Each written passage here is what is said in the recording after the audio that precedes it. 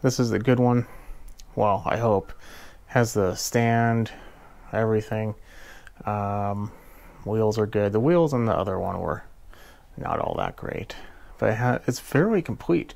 I have a wand for it somewhere and a hose also somewhere. If we need to replace any of the seals, we can. But my main concern is getting the pump off and looking at the pump, see if we see anything obvious, if there's a big old crack in there. I do have a pump. We can see if it will fit, but that's hopefully don't go down that road. The main thing is when you take the pump off, now there's 3 mounting screws that literally just disconnects the pump from the motor, and the motor will come right off. I'm going to take that off and we'll look at the pump. So far I don't see anything like red and flashing lights saying that, hey, calm down there. This is going to be a giant waste of your time. I don't see any obvious cracks. There's nothing I can see is really leaking. I'm not really a fan of this style of pump, but if it works, you know, that's great. If it doesn't, that's unfortunate. Either way, we're going to take it off. I like to take this off at the bottom mounts first.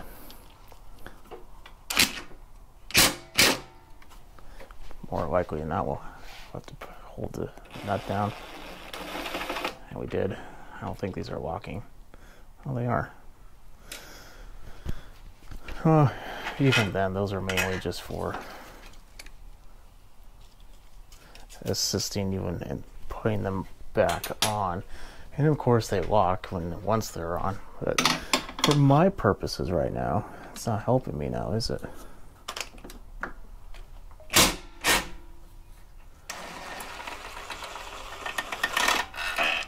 I know what you're thinking. What did you do with... Also, what I'm thinking is this is a different length bolt. The long one goes towards the carburetor. There should be a second one on the other side as well. But anyway, what did the other person do with the other 2 pressure washers? I'll tell you, they're going to be future P&W in the garage videos, because they are also chilling in the side of my house. One I know the pump is bad, and the other one I have no idea on.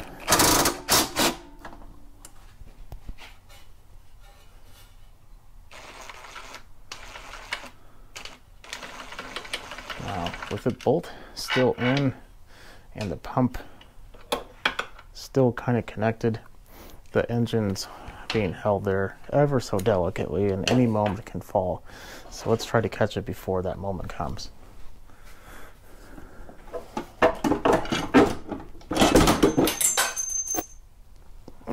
We got the motor. The pump fell, but I don't think that's going to be a problem.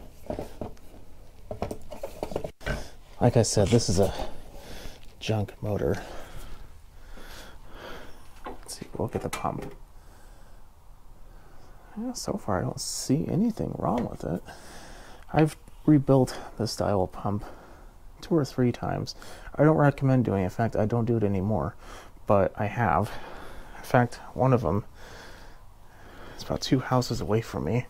That rebuild has been going on for, or has been lasting for 3 years now. So they can work. Just don't think that that's a very good idea. They tend to leak. I'm going to clean up all this nonsense and then we'll bring you back. When thinking about it, I kind of want to put the new engine on the cart with the pump. That way, everything I take off of the new one, or the old one, however you want to look at it, can easily be put on the new one. I don't have to juggle, because this is plastic. Everything's plastic. It's all plastic. Plastic everywhere. And if it was a little bit more stout, it'd be a little easier. But you hold on to something wrong and it can easily crack. Right now we have metal to hold on to. Metal.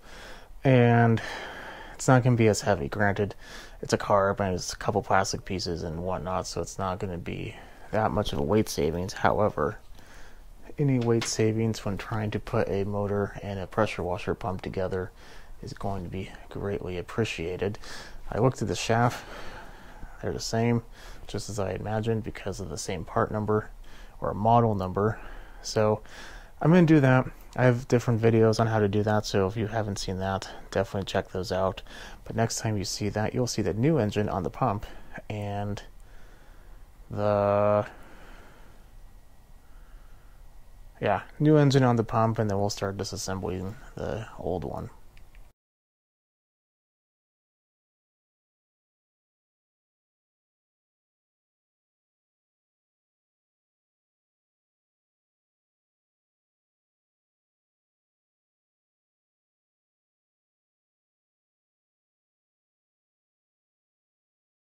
We have the engine now.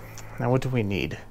We need the cover, we need the recoil, and we need the carb, the bracketing for the carb, the auto choke lever. We might look at the whole auto choke system, and the fuel tank, fuel line, coil. We don't need the flywheel or anything like that, so we don't really have to tear anything super apart. So let's make a pile of good parts. We need that. I think this comes off.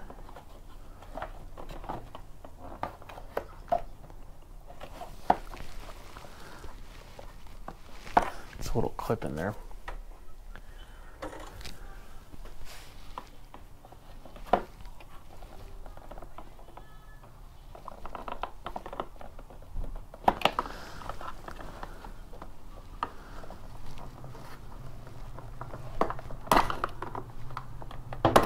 Wow.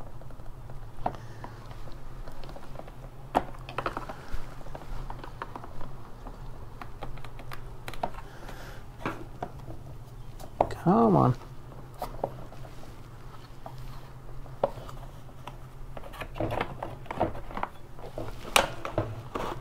Well, not going to worry about that little clip. A little piece of plastic we'll take with it. Oh yeah, we need the little cover, the switch,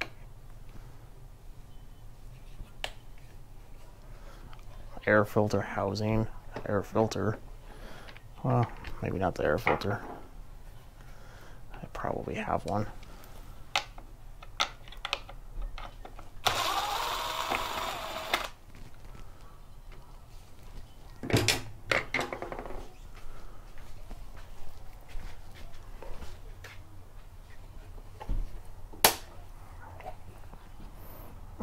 It's actually not that bad. We'll keep it.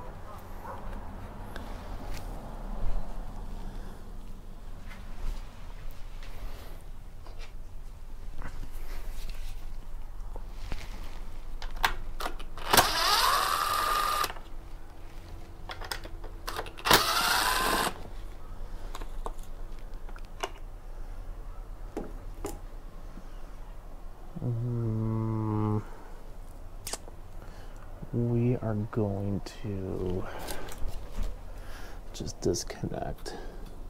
I think this goes directly to the coil. I'm kind of glad we kept this coil instead of the other coil. This coil looks to be in much better condition.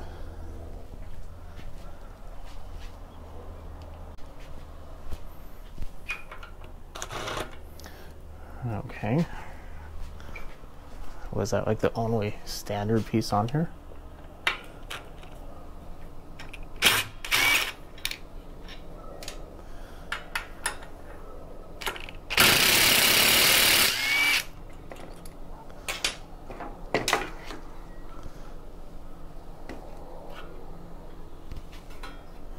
Potentially even that plug. This plug looks a lot better than the old one.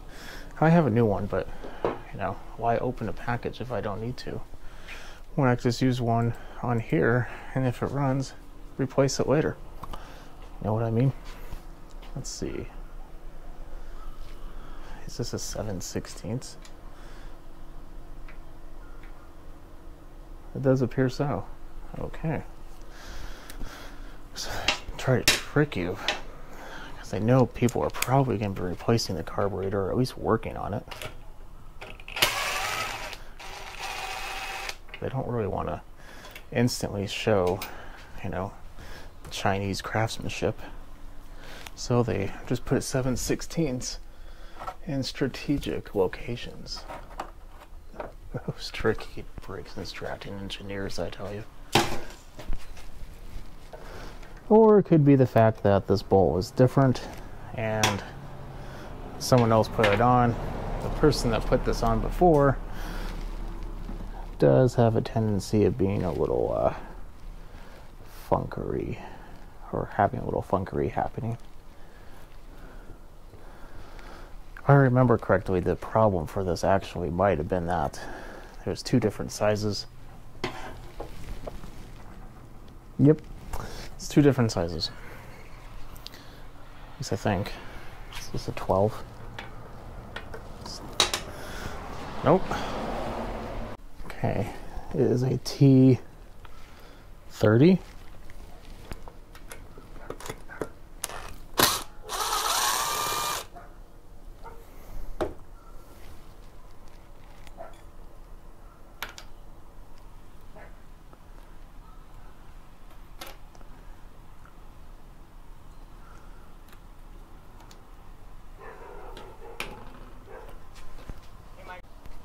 Okay, there we go. We'll take this off. With the exception of the tank, we have everything we need.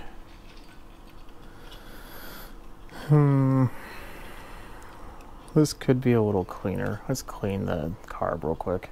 Let's see what we have. Naturally, this was a 13 millimeter. Oh, it's stuck on there too.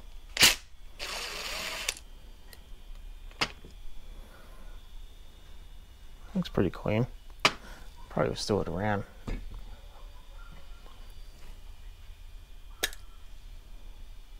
Yeah. There's a little bit of goo in there. This bowl seal. Seen better days.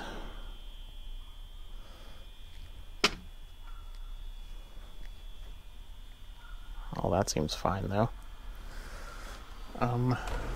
Let's see if there we go. If a good jet cleaning and a bowl cleaning is all we need to do.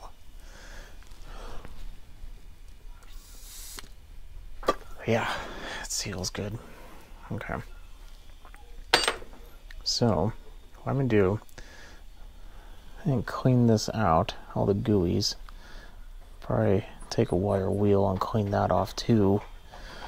And then, that's already, I see water. Then we'll put it back on. I have new versions of this. And then we'll put it back together.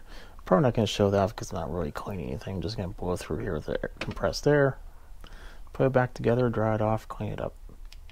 Got the carb done. Now just time for me to put it all together. I came to the unfortunate realization it's probably not very entertaining for you just to sit there and watch me. So I'm going to go in the middle. Just going to do a little time lapse. We'll see what we can do about the starting. I will say though, the fuel was half water, so it's all emptied out. I thought it was clean, so I emptied out the tank, put the new tank on. So I'm just going to put it together. So let's get started.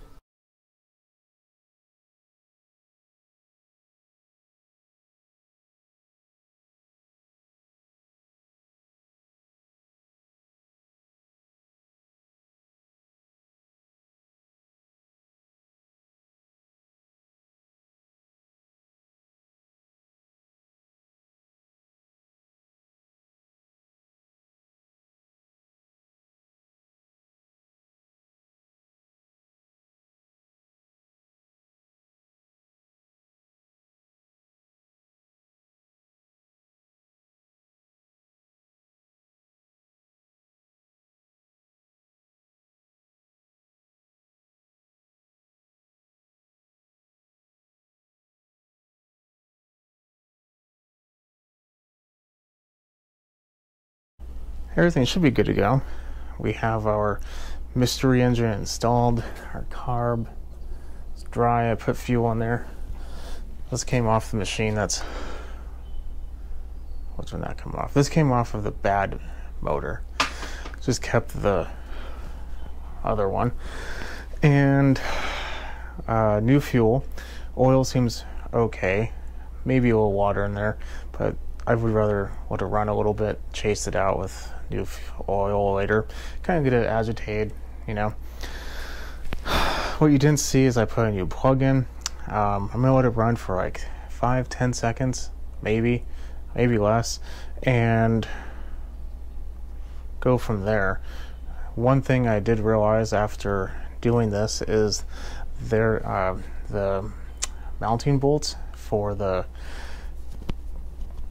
coil. One is actually the post that the 8mm nut actually has to thread onto, just like a Honda.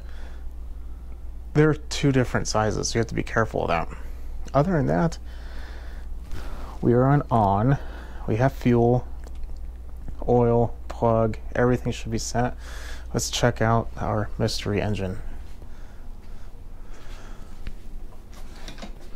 Now, it's probably going to smoke a little bit because we did have it on its side for, I don't know, an hour.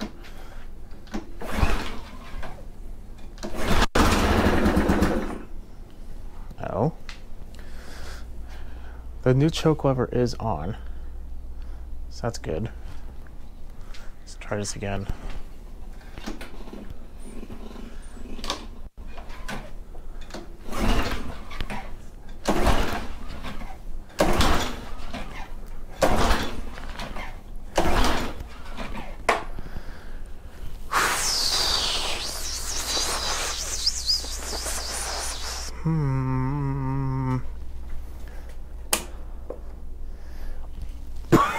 Man, it smells like smoke. We might have fouled the plug. Excuse me, it smells like oil. Wow, that's potent.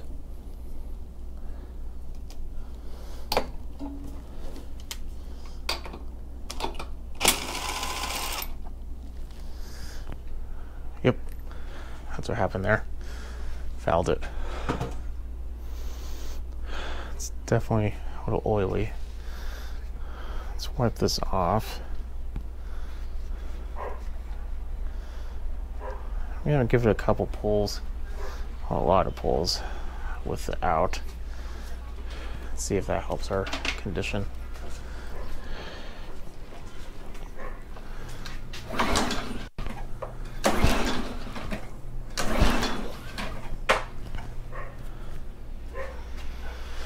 In addition to that, we'll thin down the oil a bit, put a little brake cleaner in there.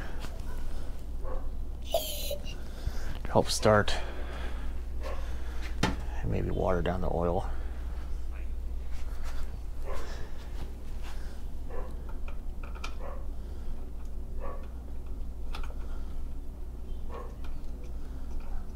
There we go.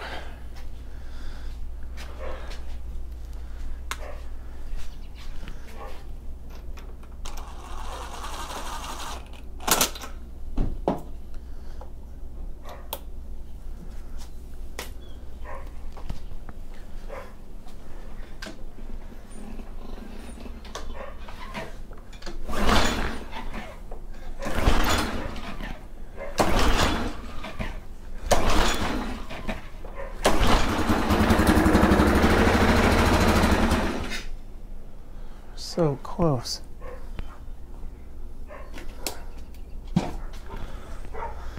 So the throttle just super low? So that's what's happening here? Excuse me. Let's take off that cover.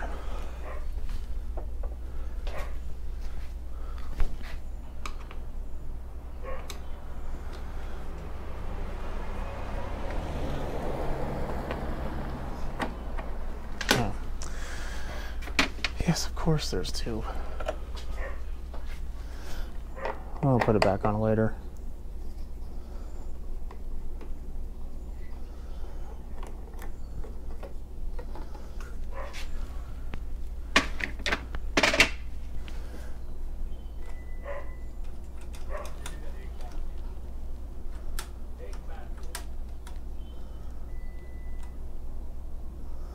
Seems to be fine.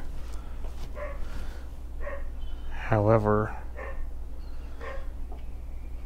I am missing a spring. I don't know if the spring I have on there is the right one. If not, I'll have to order it. But there is a spring on there now, so if it revs out of control, we know that's bad.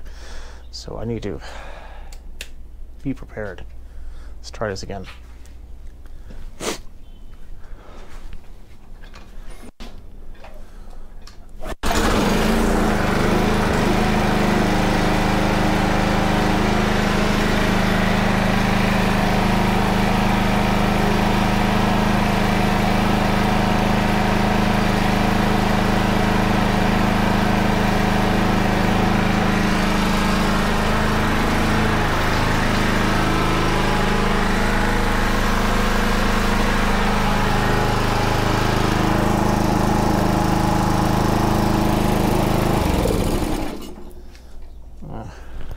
Apparently that kill wire, it's not killing anything.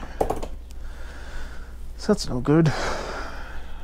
So I'm gonna do a little investigation, but engine runs.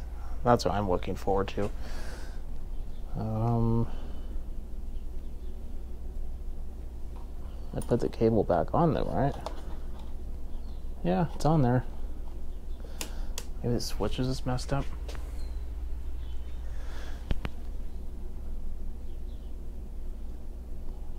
I don't know.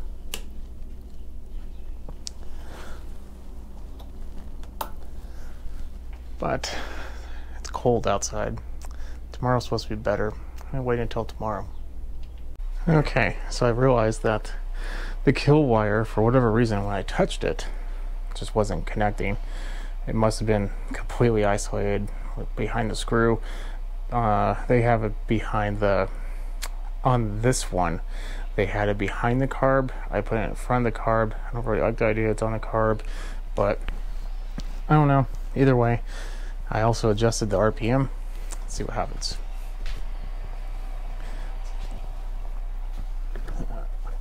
On.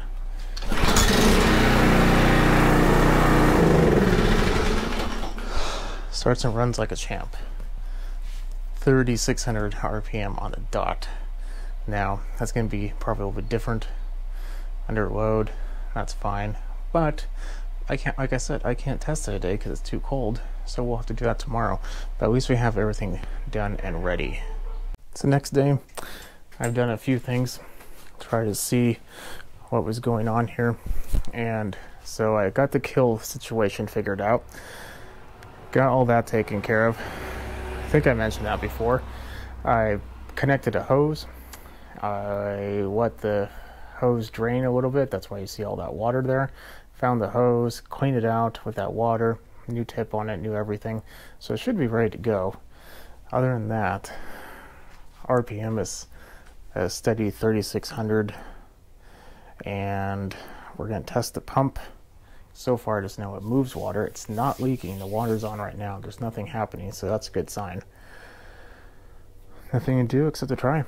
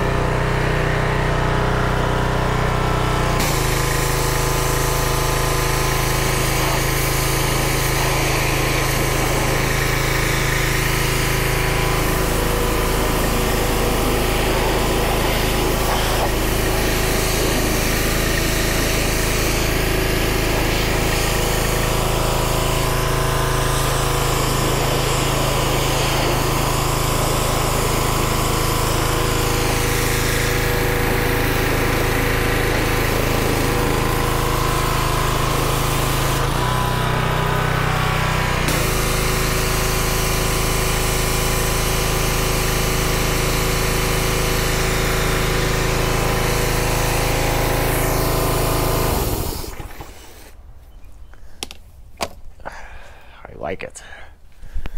Okay, the pump works good. Engine is working good. So we replaced a bad engine with a good engine. Good surprise engine, because I had no idea if that was even going to run.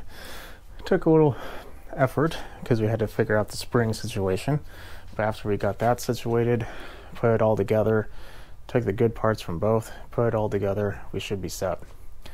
So if you have a Briggs & Stratton this size and you find an engine of this type and you have one of this type, don't be alarmed if you need to replace it.